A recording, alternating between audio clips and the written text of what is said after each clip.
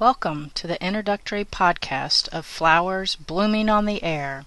This is Tammy Price coming to you from the beautiful Pacific Northwest. This podcast series will touch on topics from all around the floral industry. My interest in floral design comes from my background working as a floral designer and flower shop manager, and presently as a high school floriculture teacher. So let's get this flower blooming.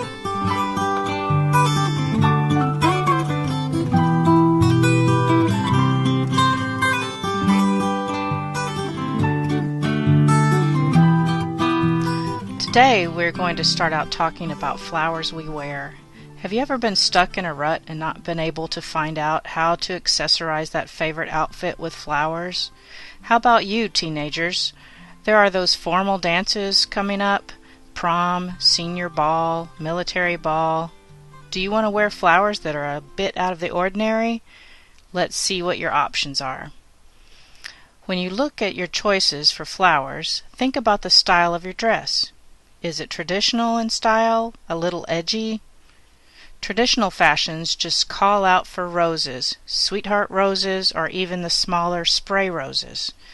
Spray roses are my favorite, and are always available in a variety of colors such as red, pink, white, and even sometimes yellow or orange. Your local florist might have some other colors available too.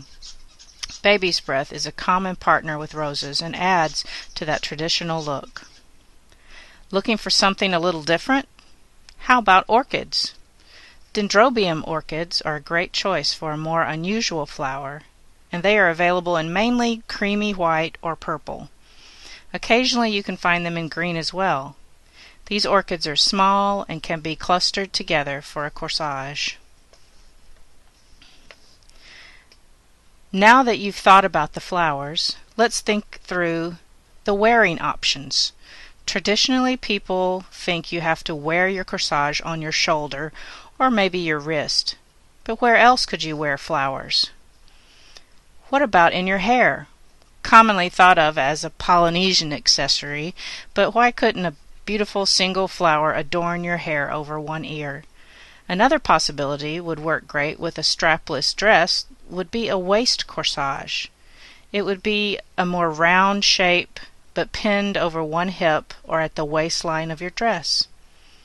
A beautiful accent to a simple dress, don't you think? Are you more laid back and wearing a peasant-style dress?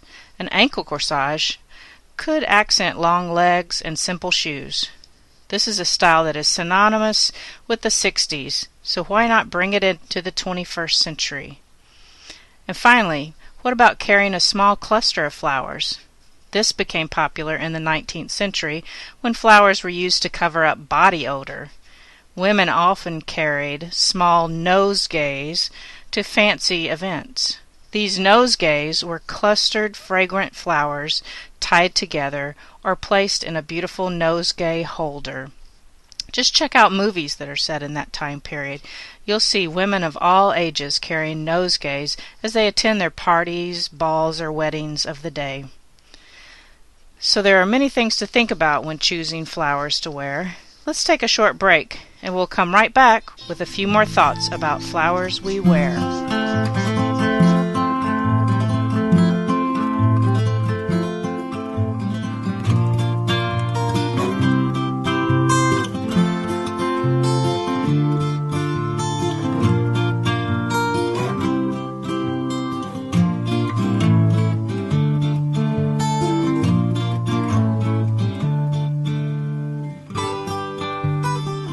Welcome back.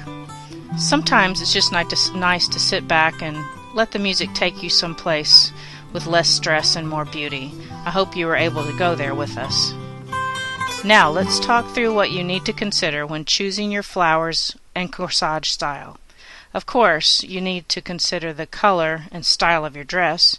You might consider choosing a contrasting color instead of trying to match colors. Maybe an accent bow or accessory in your corsage could be where you match your colors. But using contrasting colors of flowers will make them be more of a focal point. You don't want your corsage to just blend into your dress. Consider a bride in her beautiful white wedding dress carrying all white flowers. They are sort of camouflaged. Flowers need to accent your dress, not be camouflaged by it. Another main consideration is the style of your corsage. Petite women should wear petite corsages. Tall or larger women should wear a larger corsage. The corsage should always be designed in scale with the wearer. You don't want the corsage to overtake you and really look out of place, yet you don't want it to not even be noticed. So take careful consideration into the size of the flowers and the overall size of the corsage, and base it on the size of the wearer. And finally, design your corsage based on the formality of the occasion. Don't look out of place at a family picnic by wearing a fancy rose corsage with baby's breath and lace. Go with a more casual style that maybe has a natural look to it and complements the environment. Do the same for a church wedding by realizing that this is a more formal affair that requires a more tailored look. So just be aware of the formality of the occasion, the cultural or religious expectations, and as well as the style of the dress you're wearing. Pulling all these aspects together, color, size, style, and formality, will provide you with all the information you need to design a beautiful and appropriate corsage. I hope you enjoyed our first in the series of podcasts about the floral industry. Today's topics are just the beginning.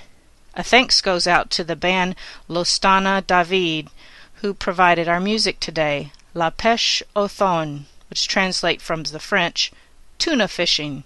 Beautiful music brings us beautiful thoughts. We are always interested in your ideas, so send us a comment about topics that would interest you. This is Tammy signing off today. We'll talk to you again soon with more Flowers Blooming on the Air.